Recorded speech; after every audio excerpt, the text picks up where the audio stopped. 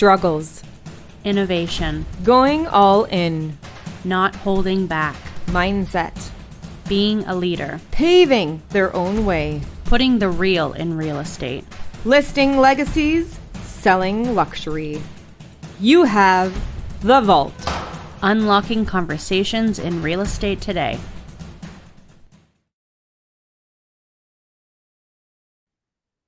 We're live with The Vault. I'm your host, Jess, and this is my co-host, Alexa Miller. I'm so excited for who we have on the show today. Alexa, introduce me. Who do we got?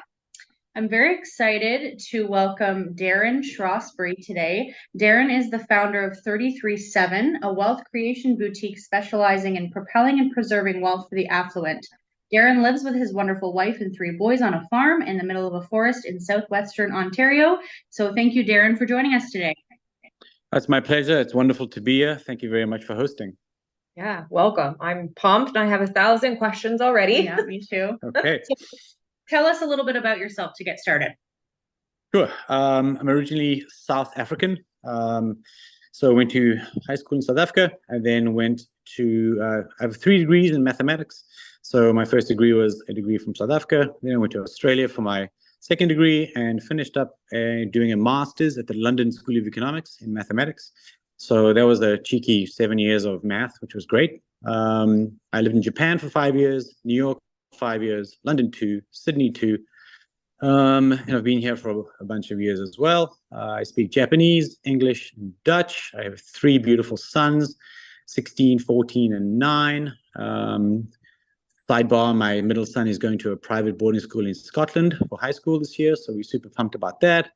And yeah, like you guys introduced me, I live in a farm in the middle of a forest. I grow lots of vegetables and try and avoid the hustle and bustle of cities as much as possible. Wow, I love it. Yeah. What an introduction. That's incredible. 3 languages, like Scotland, Japan, New York. What? This is amazing. Yeah, I'm sure you have lots of stories. I do, but the podcast is probably too short for me to regale you with my tales. That's awesome. Okay, so tell us a bit about your company, 33/7. Sure. 33/7, as you alluded to, is the wealth creation boutique. Essentially, what we try and do is we try to reduce your largest cost. Your largest cost is, take a guess, Jess, what do you think it is? What's your largest cost in life? Time. Taxes. Tax. Yeah, you got it. It's tax, right? Tax is the largest cost. So how do we solve that little chestnut? So, a lot of people that make a lot of money pay a huge amount of income tax. And that's okay. Like I pay tax as well, but I'm not that enthusiastic to pay 54% tax because that seems a little egregious. So how do we fix that little quandary? Well, we have a thing called the tax-free zone. The tax-free zone has been around globally for 147 years. So it's not if it works, it's how it works. It was invented in the States by the wealthiest families in the world, the Rockefellers, the DuPonts, the Rothschilds, et cetera, et cetera, et cetera, in an effort to reduce their extraordinarily large tax bill to the government. So we use the same principles. Like I said, it's the tax-free zone. The tax-free zone is built in 2 parts. The first part is you use the corporation as a tax shield, and then you use other people's money to get your money back.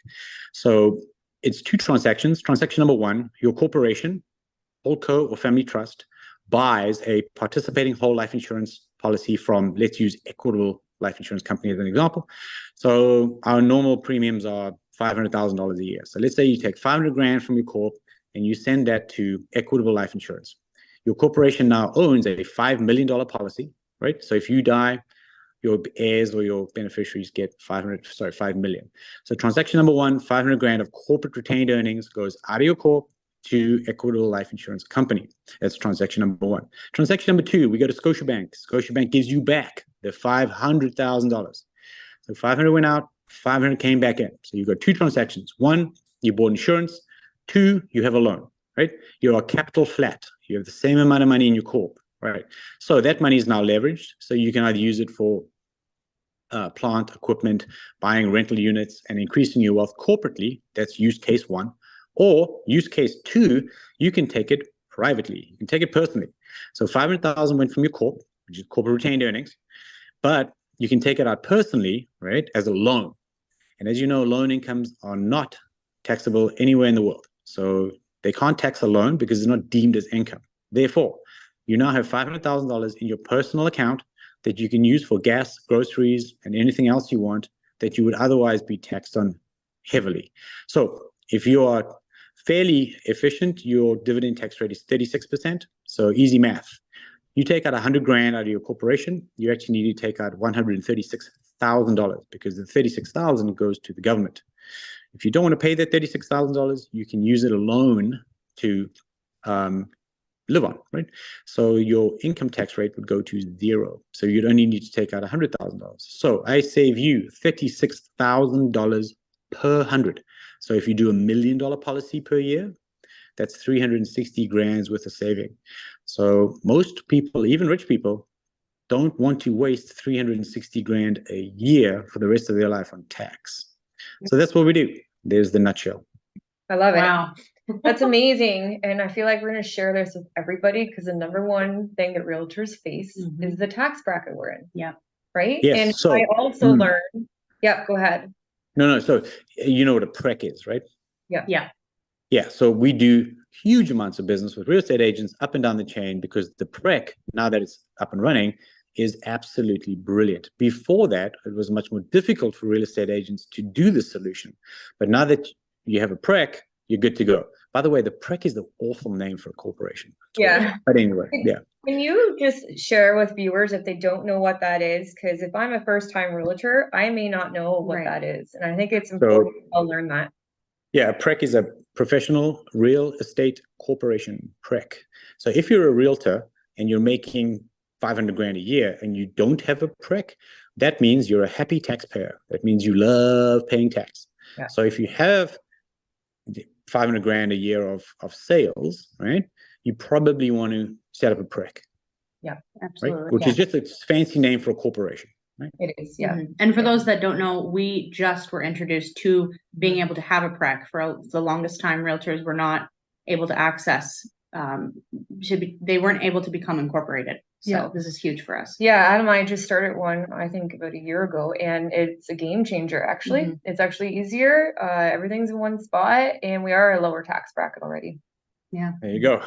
Yeah, so we use the PREC heavily for the tax-free zone. The tax-free zone would live inside the PREC, right? So your corporate retained earnings from the PREC would go to Equitable Life, and then, like I said, Scotiabank would finance you back. Yeah, that's Right. amazing. So out of everything you just described, what would you say is your biggest success, in your 337 business and in real estate and just the people you work with? Yeah, so don't forget that, yes, I do this, obviously, the tax-free zone. That's kind of my day job, but we are huge real estate investors. So my partner, Martin, and I, we own real estate in Lawn Park was the latest house we bought. We have a place in Port Credit, 2 condos downtown, 2 houses up north, the farm, a bunch of other things like hanging out. We have a house in Mexico, yada, yada, yada. So we love the BRRRR. We do the BRRRR all the time. So the BRRRR is buy, rent, refinance, rinse, repeat, whatever order you want to do it in. So we do lots and lots of real estate. So the reason we do real estate is, A, we love the asset class, right? But also it's called a back-to-back. So if you do real estate and the tax-free zone together, it becomes insanely powerful. Because think about this. So let's say you do a small policy. Let's say you do a $200,000 premium policy a year. So you send 200 grand to Equitable Life. Scotiabank sends you back the 200 grand. So that's leverage, right? So the $200,000 is now a loan from Scotia. Let's say you want to go out and buy $1 million house. So you go to a mortgage agent, you say, hey buddy, I want to buy $1 million house. He says, sure, your down payment is 200 grand. I'll get you an $800,000 mortgage. So the down payment now is actually leverage because it's a loan from Scotiabank. So you put the $200,000 down as a loan, then you go and get an $800,000 financing, which is also a loan from a traditional mortgage agent. So now your property, which you bought, is 100% leveraged, right? Therefore, what is the return if you have 100% leverage? If you have no cash of your own in the deal, what is your return? Share with us. Infinite. It's infinite. It's an infinite return, right? Because you haven't encumbered any cash. So you're 100% leverage. You have an infinite return on real estate. That's amazing. That's corporate. Now, change gears. Let's say you took the $200,000 loan personally. You can now go out and buy a cottage, right, in your personal capacity, and you haven't paid tax, right? Because the $200,000 comes personally, you do the exact same thing as you would corporately, but now you own a personal property and you haven't hemorrhaged 72 grand in tax to do it. Yeah, that's amazing. So what I'm hearing, your successes is it's an infinite way on your return. And personally, you've been able to purchase multiple properties worldwide. Yes. I do have a question. So is Scotiabank the only bank that does this? No, they're just the best at the moment. So every single bulge bracket bank does it. There's also private financing companies, just like a mortgage. You know, there's A, B, and C mortgage guys. There's A, B, and C lenders in this space, right? And the reason the banks love lending against this is because they view it as a risk-free property. And why would they view it as a risk-free property? A, because the dishwasher doesn't break, so there's no cost. And B, they know you're gonna die, right? So they know the loan's gonna get repaid. Yeah, right. There you go. It's true. It's true. Yeah, so that's why they give you 100% financing. You can't get 100% financing in real estate, but you can get 100% financing on the tax-free zone. Wow. So what's the risk in all this? There must be some risk. Yeah, there is risk. For sure there is. The main risk is financial stewardship. The main risk is this. You do, in this example, $200,000, you send it to Equitable Life, you get the insurance policy back, and then Scotiabank gives you back the 200. So you got 200 grand.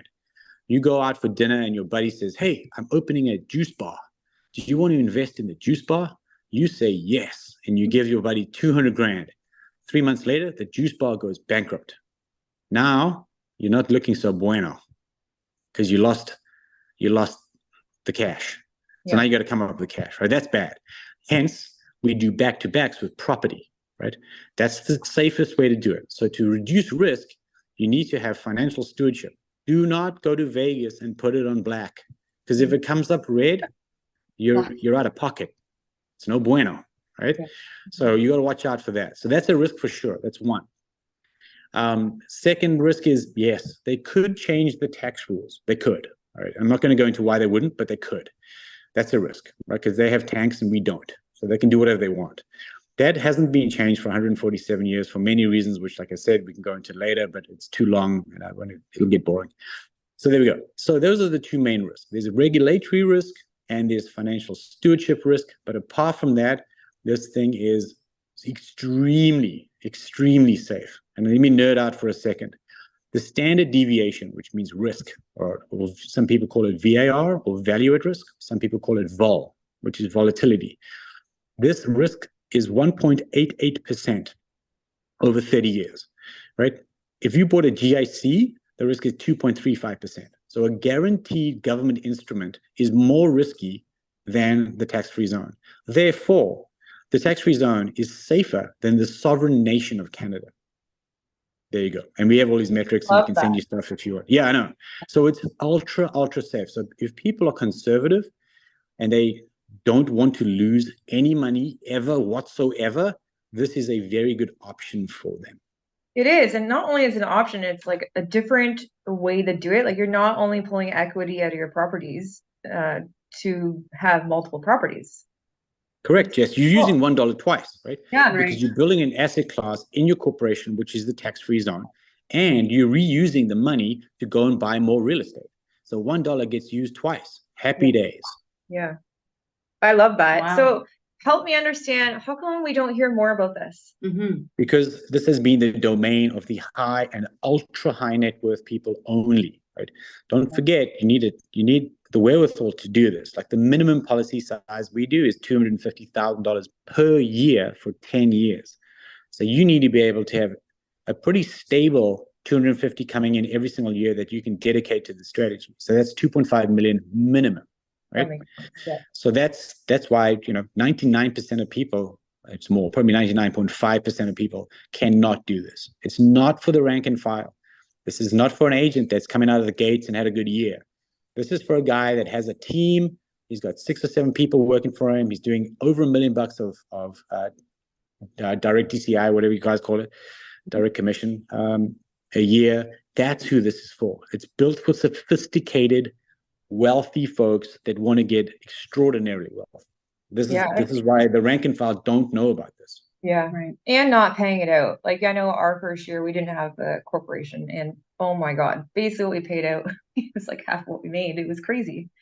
Yeah. So to review, you have a partner, Martin, and do the Yes. two of you connect with high and wealthy clients? Is that your target market? That's your niche? It's the only thing we do is high and ultra high net worth. We only do referral. We do not do anything but referral. We don't have billboards. We don't advertise. I'll do podcasts occasionally just because it's kind of fun to chat. But yeah, we do very few new clients a year. We're extraordinarily careful in who we bring on as clients. Yeah. And yeah, we do not take everyone. So to be very clear, like it's an interview process. Like we interview you, you interview us. Yeah. We don't sell. You're buying from us. We have the money. We have the solution. Right? This is not a sales job. Yeah. I Yeah, love yeah, it because comes confidence, comes power, and you attract who you want, not the other way around. And I must add how privileged I feel that you're on with us. Yeah, I was just gonna say that. Yeah, I don't want to come across as too arrogant, but yeah, it's like, if you look at my website, if you bring it up, go and look at the hourly rate, right? That's to dissuade people from talking to me. Yeah, I love it. You Yeah. know what? Good. And there's nothing wrong. Sometimes we confuse arrogance with confidence. Nothing wrong with believing so true in your power of what your product is, that you're just so clear on what you want. And that's important. And who you want to work with. Yeah. Correct. It's having the power to pick and choose, right? Like think about it. Yeah. You get to that point where you're just clear. I'm like, I'm gonna do this, I'm gonna do that, I'm gonna do how I want it. And there's nothing wrong with that. So how Thanks. did you get started with this company? With 33.7? Mm-hmm. Oh, yeah, the origin story. Yeah. So I was in New York for 10 years trading credit default swaps, which is basically insurance for countries and companies. So monster of trades, like huge. 2008 hit, the world fell apart. The credit default swap market tanked the entire universe. I came up to Canada to renew my H-1B visa for the States to go back and trade. And I ended up in what's now called South Core, which is a little tiny strip below Bay Street. And I had to come up for a month. So I rented an apartment in some soulless high-rise. And I went down to the bar, which is like there's a bar in the complex. And I was chatting to the guy sitting next to me, and he was like, "What are you doing?" I told him my story. He was like, "Do you live in the building?" I said, "Yes." He said, "Oh, I just bought an apartment in this building." I said, "Oh, congratulations, mate." I said, not to be rude, but how much did it cost? So he said, $285,000. I said, "Excuse me, was that for the parking space?" Because don't forget, I came from New York and Tokyo, right? He was like, 285,000 Canadian dollars. I'm like, "For the parking space?" He was like, "No, mate, for the house, the apartment, the parking space, and a locker." I'm like, "Well, color me surprised." So I said, "Okay, well, that's interesting." So the next morning I went to the sales center, which is also in the building. And I said, "How much is the one bedroom?" 285. I'm like, "Oh, that's nice." So I said, how many one bedrooms have you got?" And he said, "We have 10. So I said, "Okay, I'll take all 10. And they were like, "Please leave because you look like a hobo. So don't come back." So then I went to RBC, got a certified check, came back and said, there's the money. Like, just start the paperwork. Because real estate was so cheap, I'm like, well, why am I going back to the States? Market's in the toilet. Let me see if I can dabble in real estate here until the market cools down in the States. And then I can always go back to trading and doing mathematics and all that kind of stuff that I enjoy. So I stayed here, bought a bunch of real estate. And then I was at a party and a guy came to me and said, "Have you heard about the tax-free zone?" I said, "No way. Tell me more." So he told me about it. And then I went to Blake's, the law firm, to vet this and make sure that he wasn't talking nonsense. And then I bought a policy and I back-to-back that with my real estate holdings and I stayed. And that's 2008. And that's my origin story. That's amazing. Wow. And then There you you break go. it on your own. Is that correct? Yes. And then I branched out on my own. And 33.7 is, it's actually an algorithm which I created for infallible wealth creation. So 33.3 is the only number out of 100 that is a circle. Did you know that all numbers have shapes, like squares and triangles? They're all different numbered attributes. So 33.3 is a circle. The only shape that cannot fall through itself is a circle. That's why manhole covers are round. So based on that, the perfect asset diversification strategy is 33% of your net worth goes into 3 different buckets. A, 33% goes in the tax-free zone, B, 33% goes into property, and C, 33% goes back into your business. Therefore, you're perfectly diversified. So that's 33. The 7 is actually a Fibonacci number. The rule of 72 or 7.2, right? That's if you put a 7.2 net return to your assets for 10 years, you will double your asset base. So I truncated 7.2 because the URL was too long. So I just made it 337.ca. So that's the origin story of the name of the company. That's amazing. Wow. You should trademark that. It is already trademarked. I was gonna say it probably is. I would assume. That's awesome. Wow. Wow, it's just such an incredible story. Yeah. I'm just in awe right now. There's so many success stories, and how you're positioning yourselves. I do have a question. Out of all your experience in your real estate properties that you have, where is right now showing the best market for you? The market has changed a lot in the last 12 months. I'll just tell you what we do. So our houses in Toronto downtown are all Airbnb'd. That's the best bang for the buck is Airbnb. We find it to be better because the downtown tenants are a little bit tricky as well. So we exclusively Airbnb everything downtown. Our northern properties, which are sort of Mount Forest, Lake Eugenia, Collingwood around there, we do long-term tenants. We find the quality of tenants better. And then the Mexico house comes online in September, and we'll see what happens there. Overall, we try and diversify because we only do single family homes. So we're in the resi space. We don't do commercial or anything like that. But we try and mix it up a little bit with long-term, with Airbnb, with VBRO, like 1 month rentals, 3 month rentals, that kind of stuff. Just to spread the risk from a tenant perspective and from a cash flow perspective. So I don't think there's a magic bullet. Like there's no easy way to get rich super quick in real estate. I think it's a long-term game. So that's kind of the strategy at the moment. So that's what we're doing. I'm not to say that there's a million other ways that you can do it and do it better, but that's what I do. Yeah. Is there a reason why you don't do commercial? Yes, because I have no knowledge of commercial. I have zero knowledge. I have no idea no idea. Just Makes clueless. sense. You stick to what you know, right? Yeah. And then when you're ready, learn more. Yeah, totally. Yeah, I would stick to the knitting. Like it's working incredibly well what we're doing. So, I'm just rinsing and repeating every year. Like just buy more units, rent them out, buy more units, rent them out. Like it's, even if the world collapses, people are going to need to rent. They've lived somewhere. So they can't afford to buy, they've got to rent, right? So all the stuff we buy are not McMansions. It's not a $4 million house in Milton because that's going to soften real quick. It's always kind of close to transit, high walk score, basic stuff, like nothing fancy, but clean and nice, livable. And then we just charge a market rent, nothing extravagant. So for us, it's a volume game. I'm 47 years old.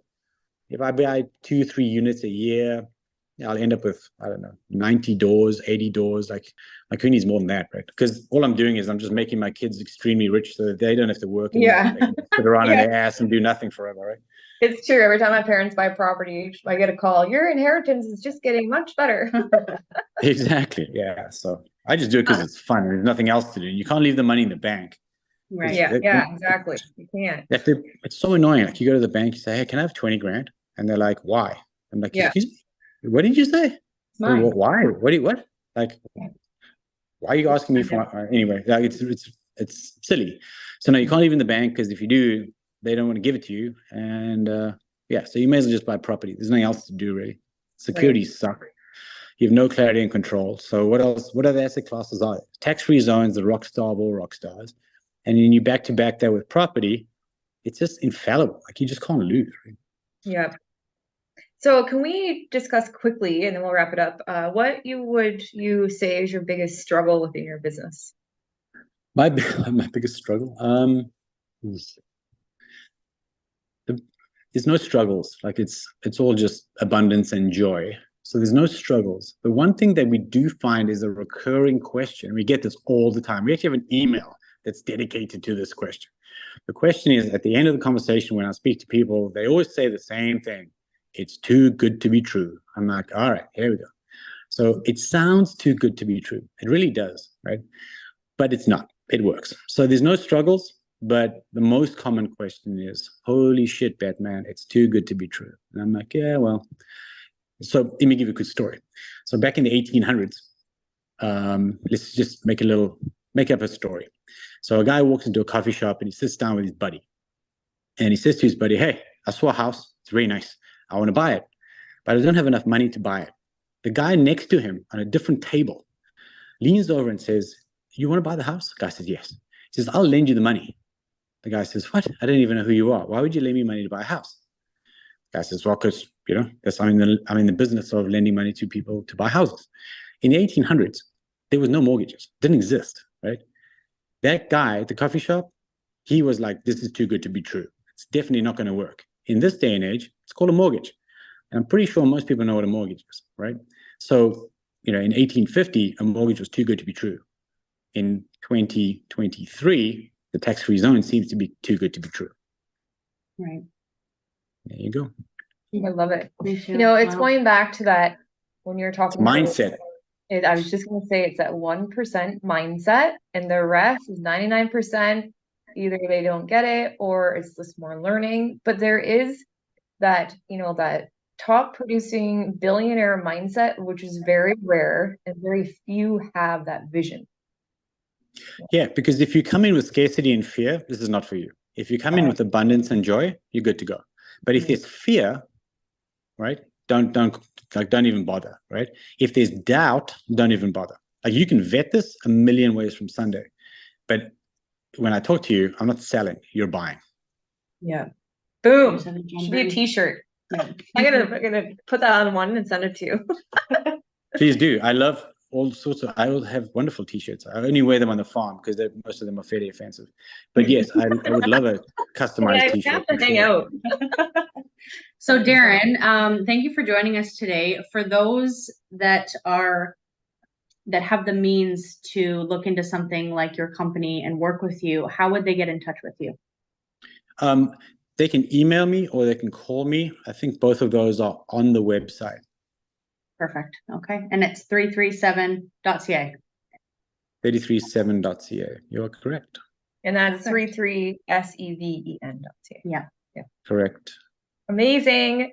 Thank you so much. I learned so much. And I, again, am privileged to have you and Martin on. Thank you again. No, it's my pleasure. Thanks for hosting. It was wonderful. Thanks for joining, everyone. That's The Vault. Thank you. Bye.